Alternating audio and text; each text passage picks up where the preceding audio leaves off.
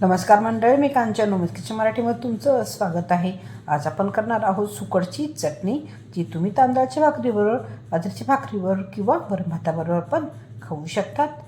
Recipe शेवटपर्यंत बघा. चला तुम्ही रेसिपीला सुरुवात करूयात. जसे बोंबील असतात किंवा झिंगे असतात तसे हे दांडी फिश सुकटमध्ये भेटतात, जे मी स्वच्छ साफ करून घेतलेले आहे. त्यामध्ये खडे असतात, ते काढून घ्यायचे आहेत आणि स्वच्छ धुवून घेणार आहे. तर इथे मी बटाटा पण वापरणार आहे. तर एक बटाटा कापून घेतलेला आहे, लसूण आहे, एक टोमॅटो आहे, तो कापून घेतला आहे, एक बारीक चिरलेला कांदा आहे. तेलात टाकत आहे राई आणि जिरं, ते थोडंसं फ्राय करून घ्यायचं आहे. त्यात टाकत आहे बारीक चिरलेला लसूण पण आपण थोडासा फ्राय करून घेणार आहोत. लसूण फ्राय झाल्यानंतर त्यामध्ये बटाटा टाकला होता आणि बटाटा पण चांगला गोल्डन ब्राऊन होईपर्यंत फ्राय करून घेतलेला आहे. आता त्यामध्ये टाकत आहे बारीक चिरलेला कांदा, तो पण आपण थोडासा फ्राय करून घेणार आहोत. तुम्हाला वाटलं तर तुम्ही ते बटाटा स्किप पण करू शकतात. फक्त कांदा टमाटा वापरून सुद्धा ही रेसिपी बनवू शकतात. आता कांदा चांगला फ्राय झाला की त्यामध्ये टाकत आहे बारीक चिरलेला टोमॅटोसुद्धा आपण चांगला फ्राय करून घेणार आहोत.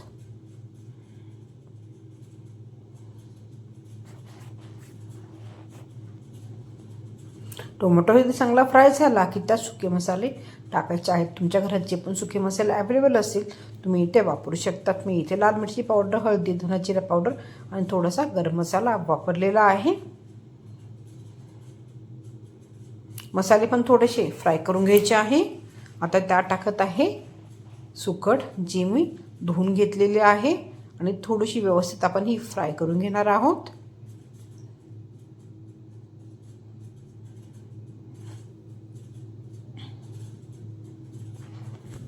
अगदी थोडं पाणी टाकून ही सुकट आपण चांगली शिजून घेणार आहोत. तर इथे आपली सुकटची झरपड अशी सुकी भाजी रेडी झाली आहे. सगळ्यात शेवटी कोथिंबीर टाकणार आहोत. तर इथे आपली सुकटची भाजी रेडी झालेली आहे. तर तुम्ही ही रेसिपी जरूर ट्राय करा. व्हिडिओ कोणत्याही कारणावर त्या लाईक आणि शेअर जरूर करा आणि माझ्या चॅनल सबस्क्राईब करायला विसरू नका.